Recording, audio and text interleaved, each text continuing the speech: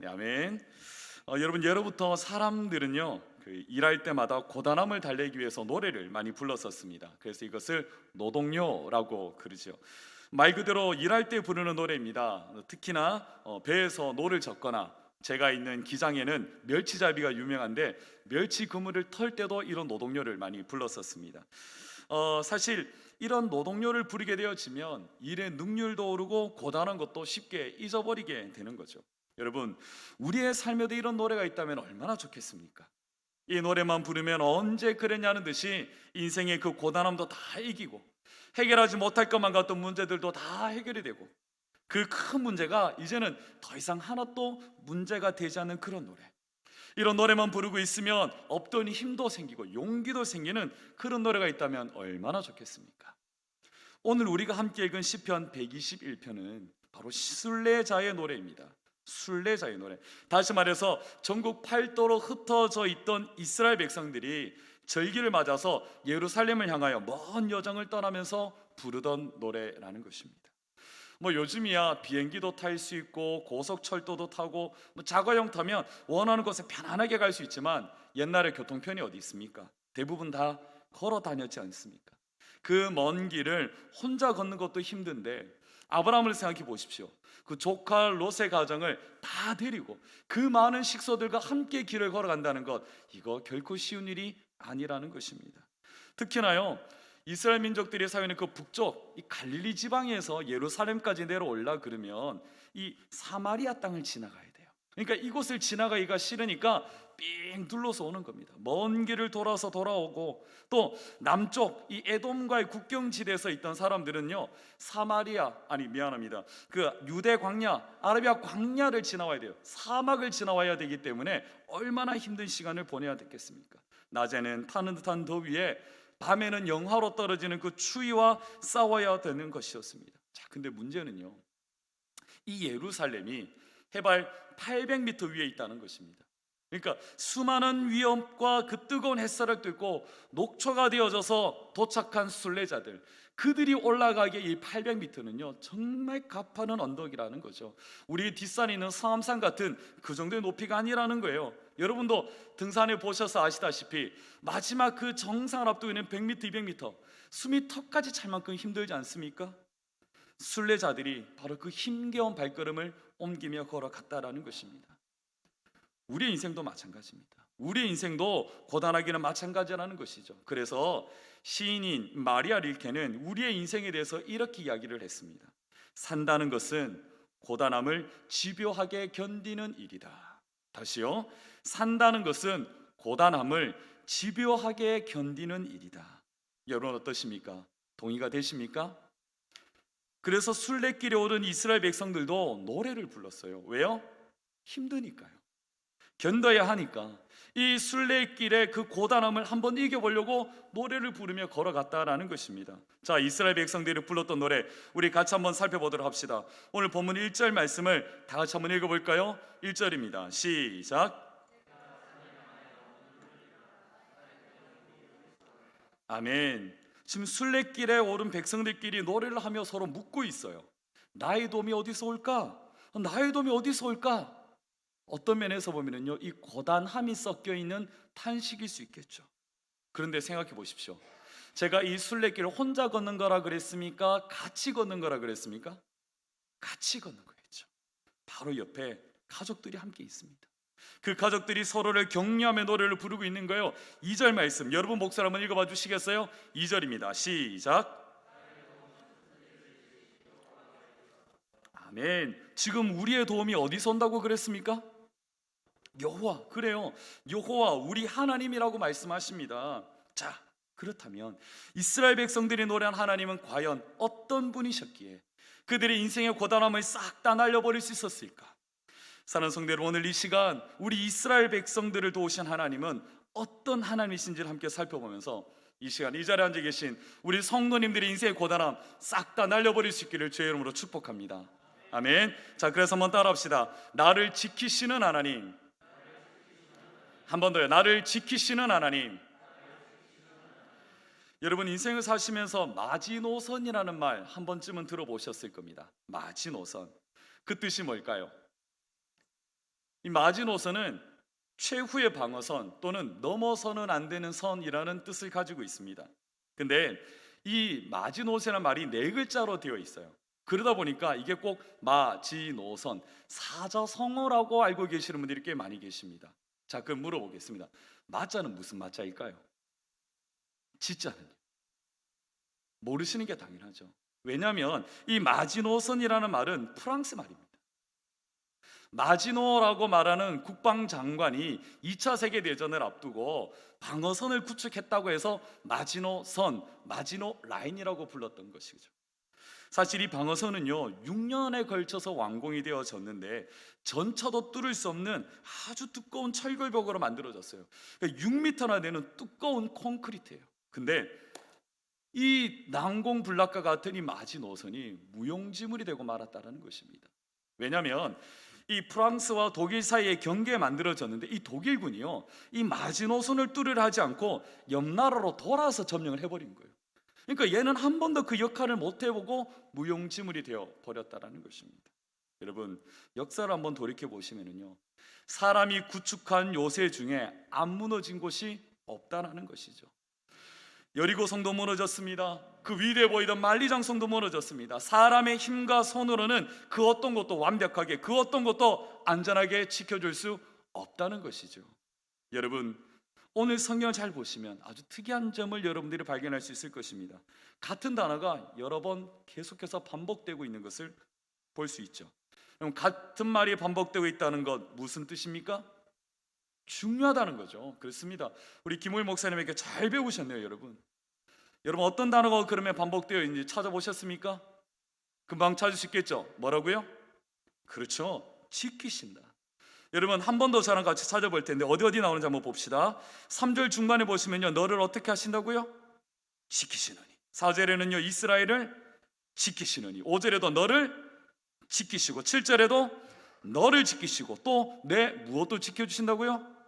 영혼도 지켜주신다고 말씀하세요. 그리고는 8절에 가보니까 영혼까지 어떻게 하세요? 지켜주신다. 여러분 이 8절밖에 안 되는 짧은 시편에 무려 6번이나 반복을 하고 있어요. 이렇게 지킨다라는 말을 여러 번 반복하면서 계속 쓰고 있다는 것 강조해요.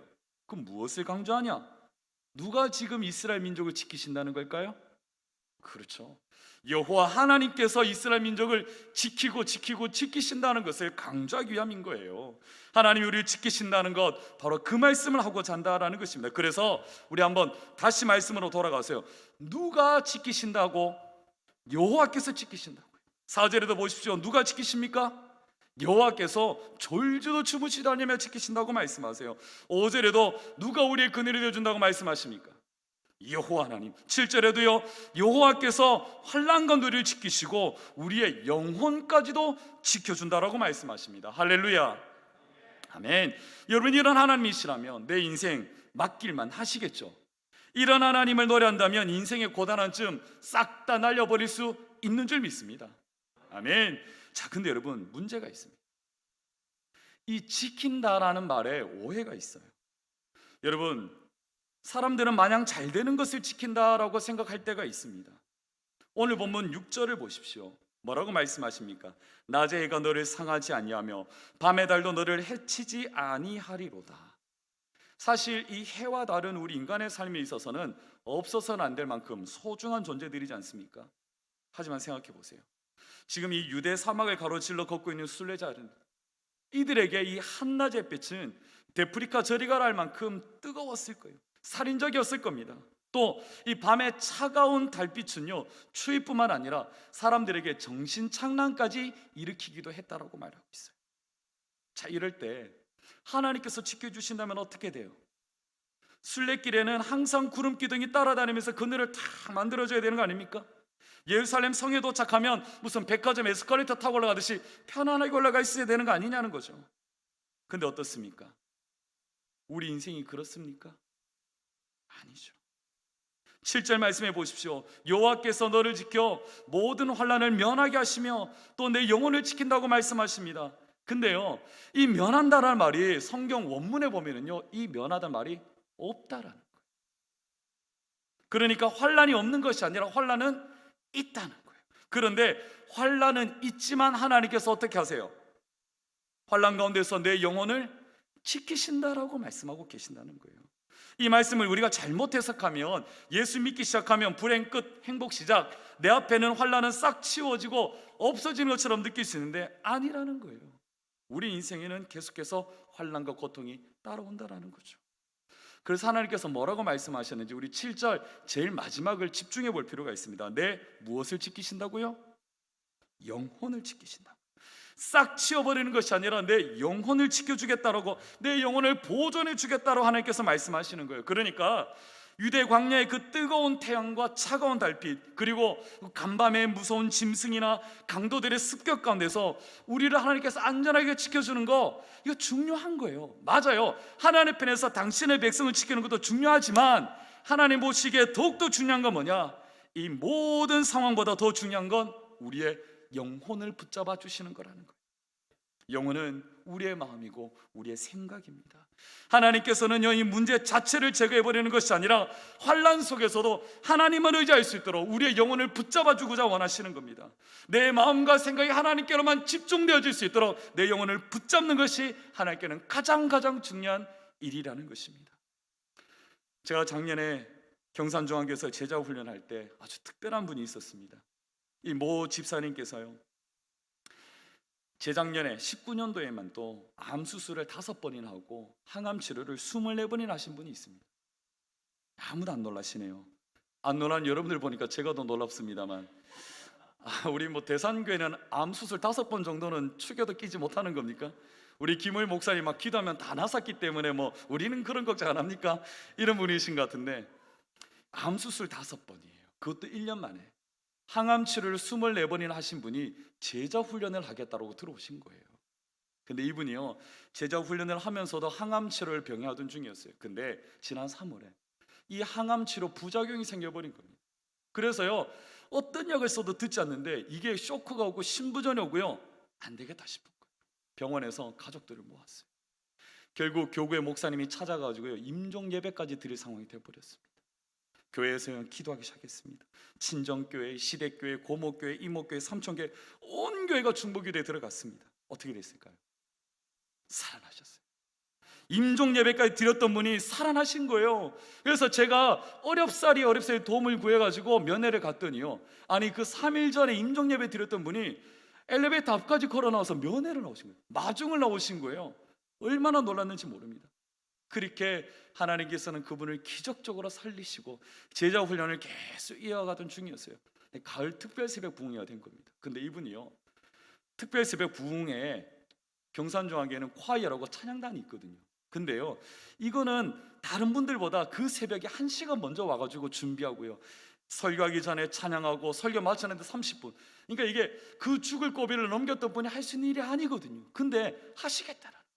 그래서 나와서요, 몇 주 동안 연습도 하고 다 했어요. 그런데 저는 포기할 줄은 알았죠. 아니에요. 이분이요, 이 찬양단을 섬기는데 오히려 얼굴이 해같이 빛나기 시작하는 거예요. 얼마나 행복해 하시는지 이 모습을 보면서 다른 사람들이 도전을 받고 얼마나 큰 애가 됐는지 모릅니다. 그리고요, 함께 동역하고 있던 한 사모님이 계셨어요. 제자반에 들어와 있던 한 사모님이 계셨는데, 그 사모님의 오빠가 나이가 40살도 안 됐는데 갑자기 심정지가 와버린 거예요. 그래서 응급실에 실려갔는데 열흘 동안 사람이 깨어나질 않는 거예요. 의식불명 상태가 되어버렸어요. 또다시 온 교회가 기도하기 시작했습니다. 그리고 온 제자반의 식구들이 함께 뜨거운 마음으로 기도하기 시작했어요. 그런데요, 10일 만에 그 오빠가 깨어난 거예요. 3일 뒤에 대화를 하기 시작하고, 일주일 뒤에는요, 조카랑 같이 걸어다니기 시작까지 하는 거예요. 그리고는 한 달 만에 태어나시게 되어졌어요. 근데 그 예수 안 믿던 오빠가 뭐라고 그런지 아십니까? 야, 하나님이 살아 계시긴 한 것 같다 라고 고백을 하는 겁니다. 사랑하는 여러분, 이 외에도요, 지난 1년 동안 갑상선 암 치료하며 제자 훈련하신 집사님, 1학년 딸아이가 사고가 나서 시력을 잃어버렸던 했던 집사님, 초등학교 학교발 확진으로 1년 동안 무려 PCR 검사를 초등학교 1학년짜리가 10번을 했던 그 가정, 그리고 자녀의 일탈, 시댁과의 종교적 갈등, 부부간의 갈등, 이 수많은 상황들을 제자반 집사님들이 다 겪었어요. 근데 제가 글 보면 깨달은 것이 있습니다. 하나님의 지키심은 우리의 인생을 마냥 잘되게 놔두는 것이 아니라는 거예요. 우리의 영혼부터 지켜주신다는 것을 제가 실감하게 되어졌다는 것입니다. 아마 그 집사님, 사모님, 아마 앞으로 어떤 어려움이 닥친더라도, 아마 몇 번의 항암치료를 다 한다 할지라도 그들은 결코 흔들림이 없을 줄 믿습니다. 그 모든 훈련생 집사님들뿐만 아니라 이 자리에 계신 사람 모든 성도님들의 삶 속에도 하나님이 지키신다면 그 어떤 어려움이 몰려온다 할지라도 넉넉히 이게 될 줄 믿습니다. 우리 인생에 환란을 싹 없애버리는 것이 중요한 것이 아니라 그 환란 속에서 우리의 영혼을 지켜주는 것, 이것이 하나님이 하시는 일이라는 것입니다. 그래서 빌립보서 4장 6절에서 7절에 이렇게 말씀하셨어요. 우리 다 같이 한번 읽어볼까요? 시작. 아무것도 염려하지 말라. 다만 모든 일에 기도와 간구로 너희 구할 것을 감사함으로 하나님께 아뢰라. 그리하면 모든 지극에 뛰어난 하나님의 평강이 그리스도 예수 안에서 너희 마음과 생각을 지키시리라. 할렐루야. 사랑하는 성도 여러분, 고단한 인생 가운데 우리의 도움은 천지를 지으신 우리 하나님이신 줄 믿습니다. 우리 마음과 생각을 지키시는 하나님과 함께 인생의 모든 문제 넉넉히 이기시는 하나님의 백성 되시기를 주의 이름으로 축복합니다. 자, 그럼 두 번째로 나의 도움이 되시는 하나님은 어떤 분이신가? 한 번 더 따라 합시다. 쉬지 않으시는 하나님. 한 번 더 큰 소리를, 쉬지 않으시는 하나님. 여러분 3절 말씀 앞부분에 보시면은요, 여호와께서 우리를 어떻게 하시겠다라고 말씀하고 계십니까? 여호와께서 너를 실족하지 아니하게 하신다라고 말하고 계세요. 여러분, 실족한다라는 말은요, 발을 헛디뎌서 넘어지는 겁니다. 우리 인생 살면서요, 이렇게 넘어질 일들이 굉장히 많습니다. 어떤 때는 우겨싸임을 당해 넘어질 때도 있고요, 또 어떤 때는 우리가 겪는 고난의 크기가 너무나 커서 그 크기 때문에 낙심되어 넘어질 때도 있고, 마음은 원이로 돼 육신이 약하여서 넘어질 때도 있습니다. 때로는 믿는 사람들에게, 믿었던 사람들에게 어려움을 당하여서 넘어질 때도 있습니다. 이 시간 그 문제의 크기가 너무나 커서 낙심되었던 저희 가정의 이야기를 좀 하려고 합니다. 저희 가정에는요, 중학교 2학년 되는 아들과 초등학교 5학년 되는 아들 둘이 있습니다. 아들 둘입니다. 김호일 목사님은 대단하십니다. 딸이 두 분이 있으셔서 아들만 둘인 저희 집 어떻겠습니까? 예쁜 제 아내 목소리가 점점 커지고 있어요. 문제는 우리 큰아이 은수가 태어났는데 태어날 때 심장에 병이 있다는 거예요. 근데 그것도 3가지가 있다고 말했습니다. 심장 가운데 큰 구멍이 있는데 이 구멍 때문에 심장의 혈관이 삐뚤어져서 심장이 기형이 되고 있대요. 그래서 그 이유 때문에 다른 복합적인 병까지 같이 발생하고 있다는 것입니다. 여러분, 자식이 병을 갖고 태어났다는 게 부모로서 얼마나 미안한 일입니까? 근데 이 자식의 아픔을 두고 부모가 대신해 줄 수 있는 것이 아무것도 없다는 것, 이거 정말 힘든 일이더라고요. 결국 태어난 지 4개월 만에 우리 큰아들은 중환자실에 입원을 하게 되어졌습니다. 4개월, 아직 목도 잘 못 가누는 아이에게 무슨 검사줄을 20개나 주렁주렁 매달고 있었는데요, 우리가 할 수 있는 건 사실 그 병실 문고리를 붙들고 기도하는 것밖에 없었어요.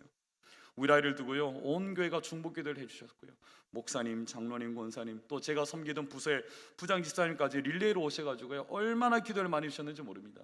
그런데 그때였습니다. 제가 기도를 하고 있는데 하나님께서 제 마음에 깊은 감동을 주시는 거예요. 내가 네 아들 낫게 해줄게. 내가 네 아들 낫게 해줄게. 하나님께서 그 자리에서 그렇게 응답하시는데요, 얼마나 감사하든지요. 그래서 그날 밤만 자고 일어나면 아이가 다 나아 있을 것만 같았어요. 당장 내일이라도 태어날 수 있을 것만 같았었거든요. 그런데 하나님의 응답은 그때가 아니었던가 봐요. 다행히도 치료를 잘 받고 한 달 만에 아이는 퇴원을 하게 되어졌는데, 하나님은 그날 이후로 아무런 말씀도 아무런 기적도 일으키지 않으셨다는 거예요. 얼마나 답답한지 몰랐습니다. 그렇게 1년, 2년 시간이 흘러가고 있었어요. 시간이 갈수록 저와 제 아내도 점점 마음이 지치고 힘들어지고, 그러니까 고쳐주겠다 했던 그 약속의 마음도 점점점 흔들려지고 있었습니다. 그렇게 우리 큰아들이 4살이 되었어요. 어느 날 교회로 날라온 편지 한 통이 있었는데 무슨 후원을 해달라는 그런 편지였거든요.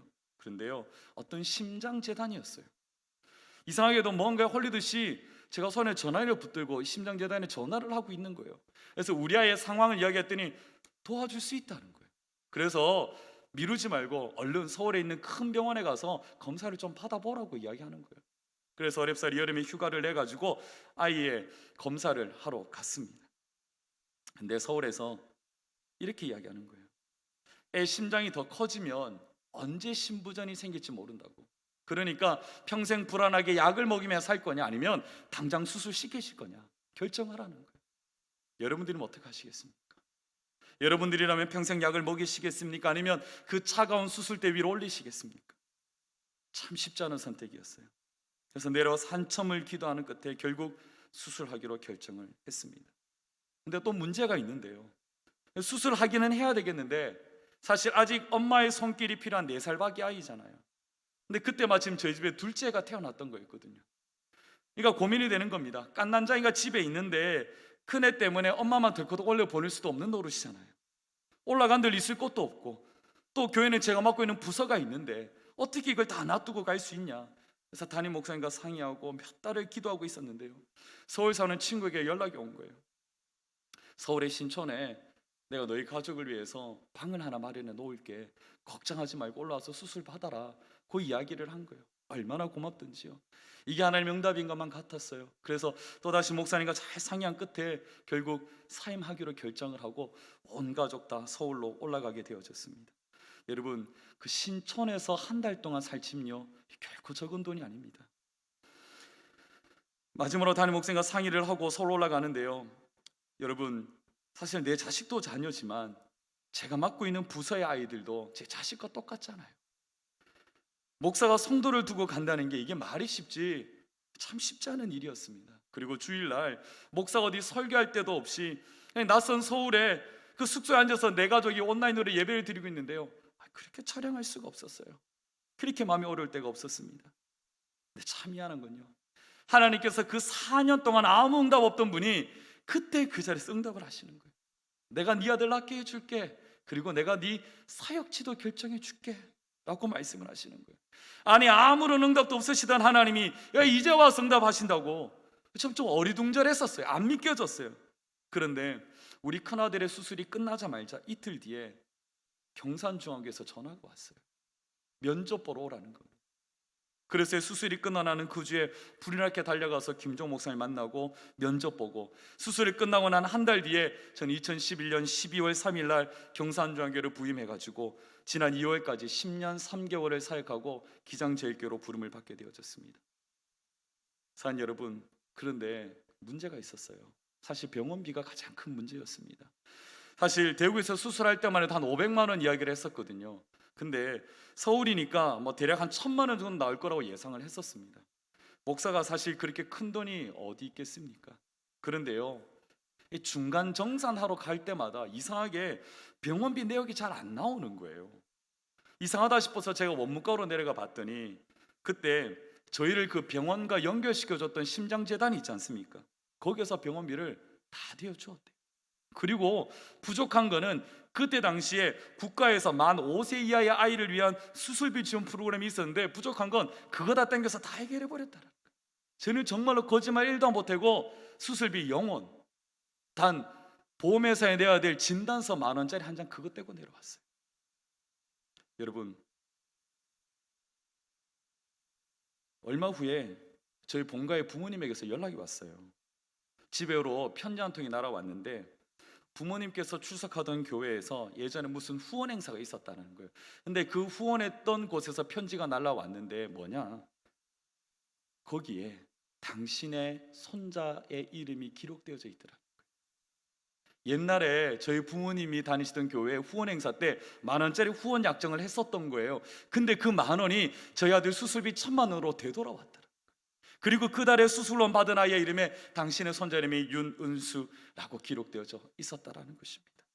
사랑하는 여러분, 이 놀라운 일들 이루신 분이 바로 우리 아버지 하나님이신 줄 믿습니다.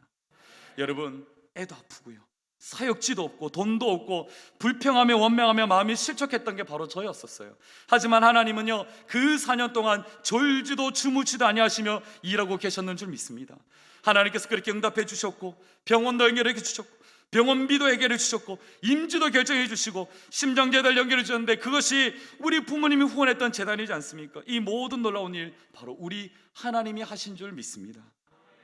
우리 함께 그 하나님을 오늘 본문을 통해서 한 번 더 확인해 볼까요? 우리 다 같이 4절 말씀을 한 번 더 읽어보도록 하겠습니다. 4절입니다. 시작.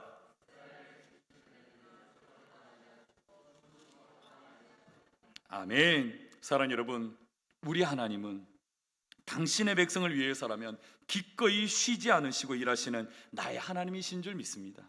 그 변함없는 산과 같이 신실하신 하나님만 바라보시기를 주의 이름으로 축복합니다. 세상 것은 다 변화해도 변함이 없는 하나님께만 소망 두시기를 주의 이름으로 축복합니다. 그래서 다윗은 고백합니다. 하나님을 들어 하나님은 거짓이나 변경이 없는 분이라고 고백합니다. 히브리서 기자도 동일하게 말합니다. 어제나 오늘이나 변함없는 분이 바로 우리 하나님이시라고 고백합니다. 사랑하는 여러분, 변함없으신 사랑과 긍휼로 지금도 우리를 바라보고 계시는 그 하나님, 때로는 보잘것없는 우리에게 희망을 주시고 날마다 새롭게 이끌어가시는 나의 하나님, 나를 위해서라면 기꺼이 졸지도 주무시라니 하면서 일하시는 그 하나님과 동행하는 복된 백성들 되시기를 주의 이름으로 축원합니다. 여기까지 우리가 살펴본 하나님은 첫 번째, 우리를 지키시는 하나님이셨고, 두 번째, 우리를 위하여 쉬지 않고 일하시는 하나님이셨어요.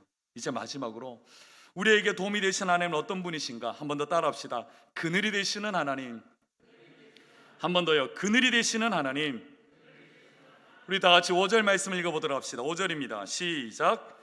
여호와는 너를 지키시는 이시라. 여호와께서 내 오른쪽에서 내 그늘이 되시나니. 아멘. 하나님께서 지금 우리를 지키시는데 어떤 방법으로 지키신다고요?